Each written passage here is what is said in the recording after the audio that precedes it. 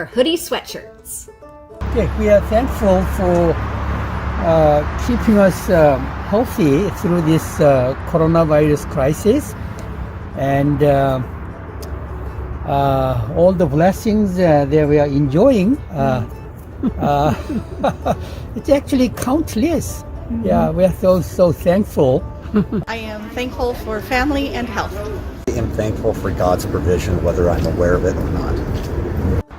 I am so thankful that Jesus is bigger than everything else, because I've really needed him very, very, very desperately this week.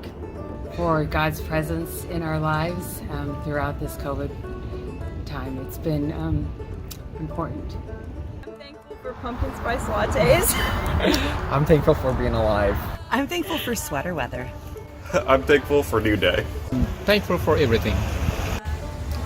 I'm thankful for my family, my friends, and my kittens. Hi, I'm Tammy Stoneback, and I am grateful for New Day. And I cannot tell you how much it means to have the body of believers surround you when you need them, and even when you don't know you need them. Say that I am thankful for having all my family so close to me. I'm thankful for my friends, my family, our little kittens, because they're so cute and they roll around the floor, books, and video games. I'm thankful for cozy blankets. Wait, no, that's what I was going to do. This guy right here. Yeah, me too. 26 years of marriage this week. We're super thankful that Jeff Peabody has 2 books coming out next year. I'm thankful for my friends and my family. Thankful for the fall weather. I'm so thankful for Drew Clark. I am thankful for my family and my house. I'm thankful for Derek Henderson. I'm thankful for friends and family. family. I'm thankful for friends. I'm thankful for the youth group. I'm thankful for Christmas. I'm thankful for friends. Wow. I'm thankful for Jonah. I'm thankful for Mariners baseball. I'm thankful for family. I'm thankful for family. I'm thankful for Kevin and CJ. Aww. CJ, what are you thankful for? I'm thankful that our son comes home for Thanksgiving. I'm thankful for pizza, and I'm thankful for all the students of the youth groups. Oh, and my husband. And I am thankful that we get to be here tonight having fun with all these crazies here. Everyone say Merry Christmas! Hi there. I'm a private school teacher. And when COVID hit in March 2019 now, right? Well, we went into lockdown. We didn't see our kids again for a few months. And then when we came back last year, we decided to try something called hybrid learning, which kind of makes me want to twitch. The idea being that, students could come we would have students in class, and then we would have students on a screen zooming in while we're teaching, and then we could teach classes to people there and the people on the screen, which looking back now, I'm not sure what we were thinking. It puts a lot of pressure on the teachers, and it wore us out very quickly. I would say by the time we got to February, most of us were done and we were ready to be out, but we still had 3 more months. And so when we got to last May, about halfway through the month, I have a very distinct memory of this day, standing up in front of the classroom, and I'm talking to a student who's 2 feet away, and she's trying to have a conversation with me and expecting me to respond. At the same time, I have a student on the screen that's talking to me, and they're saying things and they're expecting me to be listening and responding. And in that same moment, I have a student that is on the other side of the room, yelling across the room, asking me questions. And this is just seared into my memory. And then somehow I got through the next 15 minutes and all of the students left. And as the last student walks out, the silence descends on the room. And I'm not really a crier, but you can see this is just affecting me in this moment. This feeling of overwhelming relief washed over me. And 1 second later, I realized I have to do it again in an hour. And the tears just came pouring. I didn't think I was going to make it the rest of the year. I had no idea I was going to make it the rest of the day. So I took a moment, I walked down the hall to another teacher, And I went in and I sat down and I said, look, I'm at my end. I don't know what I'm going to do. Can we just pray for a minute? And so we sat there and we prayed. And at the end of the prayer, I just said, Lord, could you just send each of the teachers here just some form of encouragement today, just to help us. And then got up and I went back to my classroom and I got ready and I was teaching the last class of the day, just kind of looking 2 feet in front. And I got a text in the middle of class. And the text it just said, hey, call me. And it was a number I didn't recognize, and so I thought, that's weird. I just ignored it. And by the time I got to the end of class, there was another text from the same number, and it said, hey, this is Wyatt, call me. And I looked at it, and I realized that I recognized the area code from where I had grown up and where Betsy and I had lived when we first got married. And when we were there, we'd worked with a youth group, and one of the kids in the youth group was named Wyatt. And I thought, there's no way. That was like 25 years ago. Not a chance. And so, but called the number, and sure enough, it was Wyatt. And he's a father now, father of 3. He's a firefighter. And he's working with the youth group that we were working with when we were growing up, or when we were just married. And he said, I've been asked to give my testimony. And I was thinking back through my life and the things that were impactful on me. And he said, when I was in high school, I was lost and I was alone and I was scared. But I always knew that I could go to you and Betsy. I always knew that you would be there for us. And I just wanted to say thank you. And I thought about the timing of that. I was at my end. I didn't think I was going to make it the next month. And just the timing of having that happen and him calling up to say thank you. Thank you for what you did in my life. I made it through the rest of the year. I lived. But, yeah.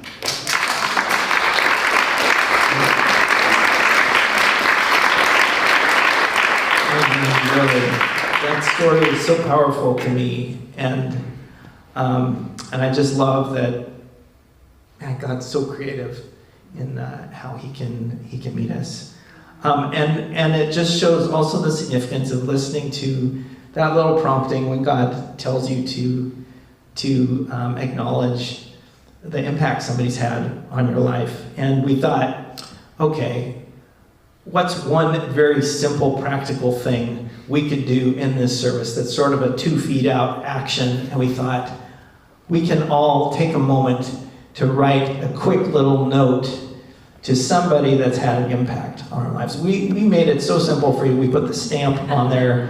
You're going to have to look up an address when you get home. This goes in actual physical mail boxes, for those of you who haven't seen mail for a while. But we're just going to give you a couple of minutes. Scott's going to come and sing through another song to just give you some space to think about who you might want to jot a quick little note to and just encourage somebody, so that when you leave today, you have that you can show somebody. So if anybody did not get a card, Nancy's got some here and pens, and she'll bring it over to you. So just keep your hand up if you need it, and Scott will come.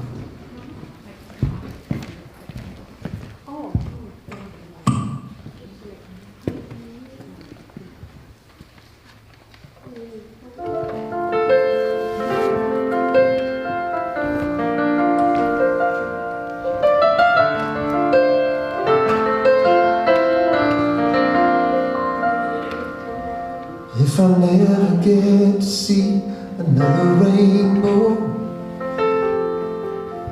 or share another laugh with a friend,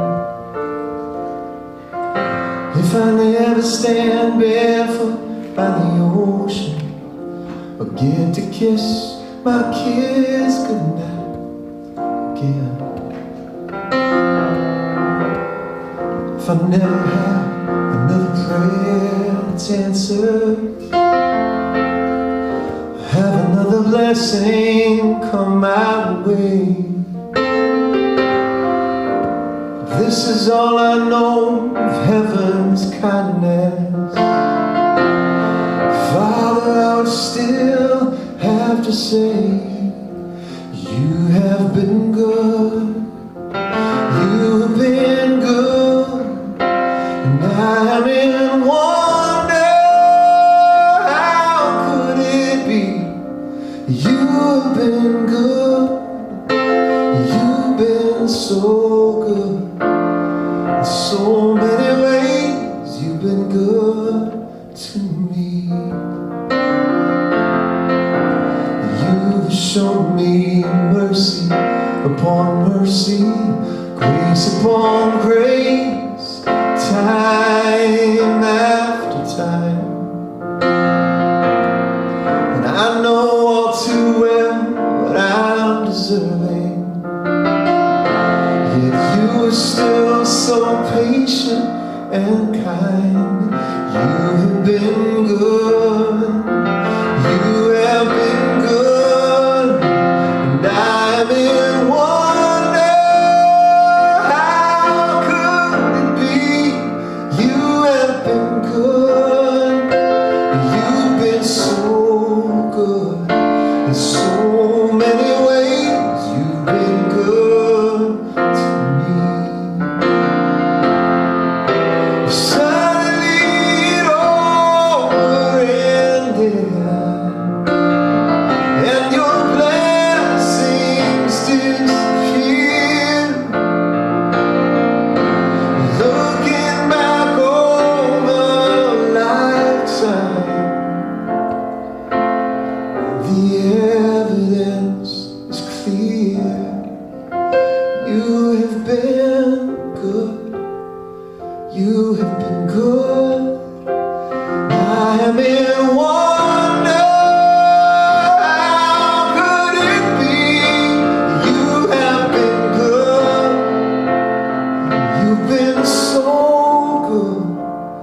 In so many ways, you've been good to me.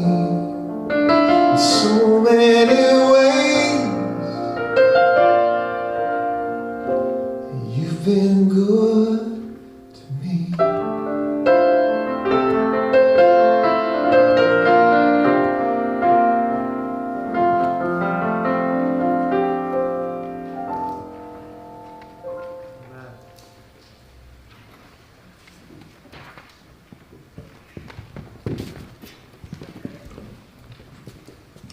Thank you, Scott. I just was thinking of, you said that when you were picking out music for this week, that you wrote that like 15 plus years ago, and it's just interesting to think about.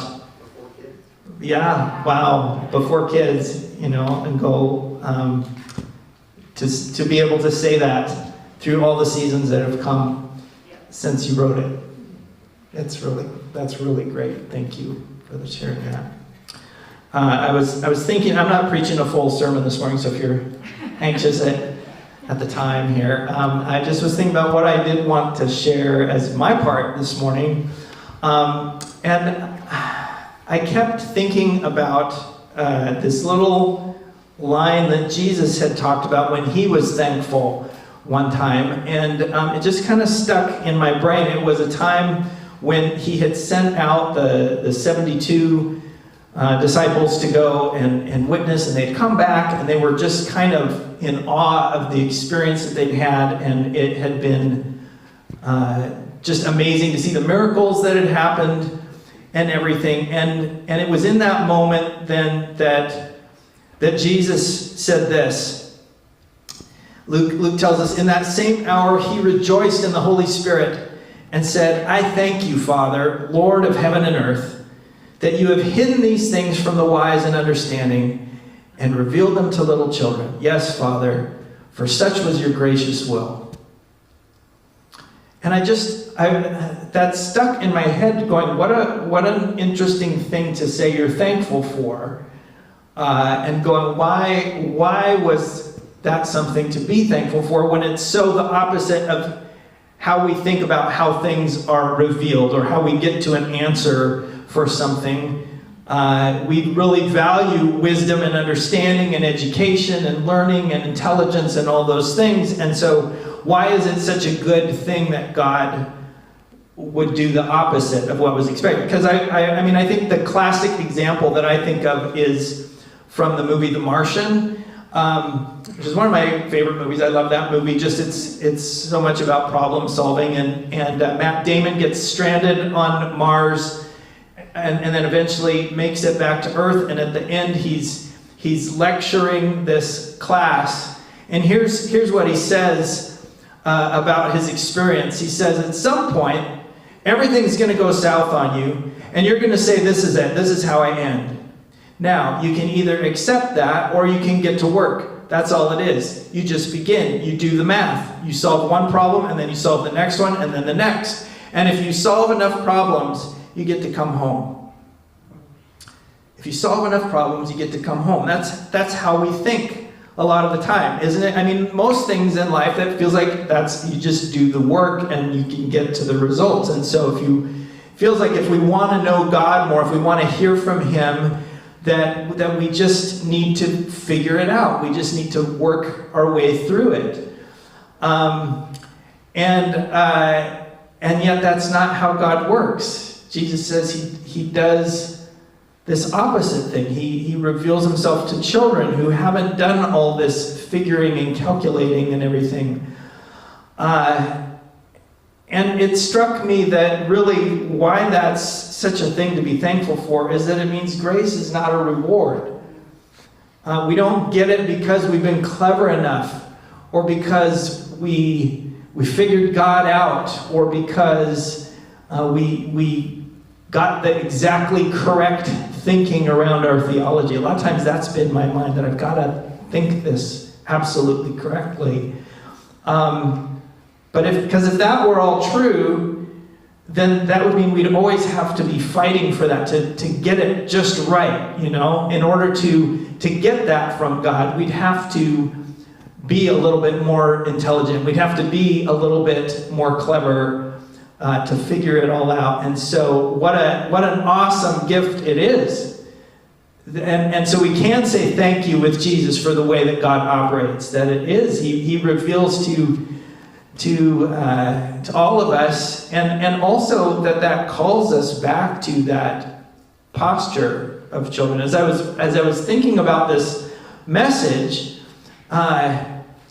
and Karen could tell you when I was trying to tell her where my brain was going as I was figuring out what I wanted to say, as I was trying to get to what Jesus was talking about, I immediately kicked into this mode of trying to be wise and understanding. Like that was going to be how I was going to figure out what to say, and I was making all these connections and figuring out, and it was just getting more and more convoluted, and it wasn't coming together at all, and it was almost like I could hear God saying, are you getting the irony here of what you're doing? That you are trying to do the very thing that I'm saying revelation isn't going to come to you that way.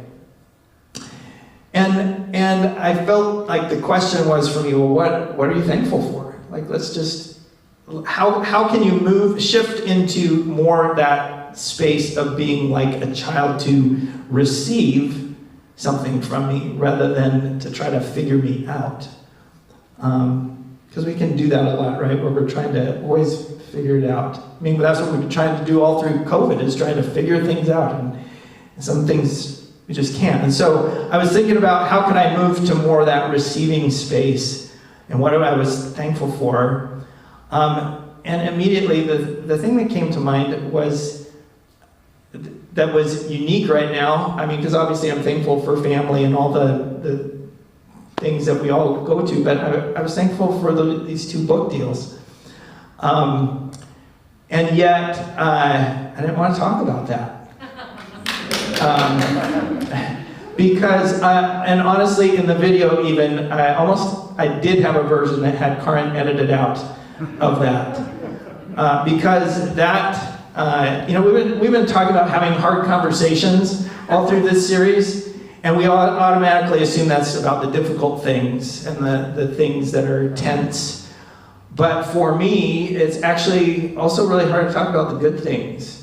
Because that feels like it's breaking some deep generational rules in my family. because you start talking about the good things going on in your life, and that leads, that could lead to pride. Or you're going to make somebody feel bad that's having hard things going on in their lives, and so it's not fair. And all this stuff that makes it feel like you can't really enter into the joy of it sometimes. And I talked a couple weeks ago about that lid that I feel like sometimes is on my emotions, and that's not just on the negative emotions, that's on the good things too. And I'm trying to get to more freedom in all of these things. And so I also, it's not just about getting more freedom, it's that when I say I don't want to talk about it, that actually makes it more about me than to talk about it, because I got to give thanks to God about that. Part of receiving is saying thank you. When you give somebody a compliment and they just dismiss it or whatever, and you go, no, just say thank you and take it. And it feels like it's not honoring to God if I do not say thank you to Him about this. And not only thank you for the double portion of these gifts, but what He revealed to me through these book deals showed me more of Himself. In case you're not familiar with these books, the two books are one is a book that's on the sermon series that I did on the armor of God. That is through the lens of my own battle with anxiety. And the second book is a children's novel that the cover can't be revealed yet, so I'm not allowed to show that yet. But anyway, two very different books, but that both grew out of this very tough period in my life and took more than 5 years of writing and rewriting and editing. But when I first got that first draft of the kids' book done, I immediately sent it out and was sure it was ready for the world and was eager. Like there was something in me that needed it to get published, that needed that validation or something. It was this insecurity that was very deep, and I literally got probably 100 rejections. People just, it wasn't, and over time, initially, like all I wanted to do was figure out how to make them like it. And so it was all this, just going, oh, if only I had done this or could change and be more what they're wanting. And over time, I began to realize, what am I doing? Like, I am scrambling after something here, and I needed to find my own voice in it. And so it needed the extra time. Eventually, it got to these two publishers who I wasn't really even pursuing because I wasn't sure I was interested in them. But they both loved these books. And the contrast between my chasing and trying to convince people to like them and try to get approval from these publishers, it suddenly, in this new relationships with these two different companies, made me realize I was never going to get there the way I was going after it, striving so hard to get something, to get accepted, or to get them to like my books, or to like me, in a sense. And it just, all of a sudden, it was this picture between striving after God's revelation and God just giving it to you, and all you have to do is receive it and accept it. And it was such, for me, just a gift from God to go, oh, this is what I've been just doing. This is just a picture of my life, my existence of working really hard instead of just learning to receive. And I think that's the thing about revelation from God. It's received, it's not achieved. It's not achieved. And what an awesome thing. I mean, thinking about Kenny's experience, and just how awesomely creative it was for God to say, oh yeah, I know just the person to tap for this, to reach out to you today. And to go, God can reveal himself through book deals. And to go, how amazing that he can just use so many different things. I like this quote from Mark Batterson, who says, the writer of Lamentations said that God's mercies are new every morning. The Hebrew word for new doesn't just mean again and again, it means different. In other words, today's mercy is different from yesterday's mercy, which is different from the mercy the day before that. Isn't that awesome? That God always has something new and fresh for us. And we just want to close out this service today by reviving a New Day tradition from back at Meeker. And that was what we called our own wave offering. In the Old Testament, the Israelites would come before the Lord, and they would wave food or grain in the air as testimony to Him, and we get napkins instead. So hopefully you picked up a napkin on your way in. You can have that handy. Nancy has more if you need one. I'm going to grab one up here too, just to. So, what we're going to do is I'm going to read off a series of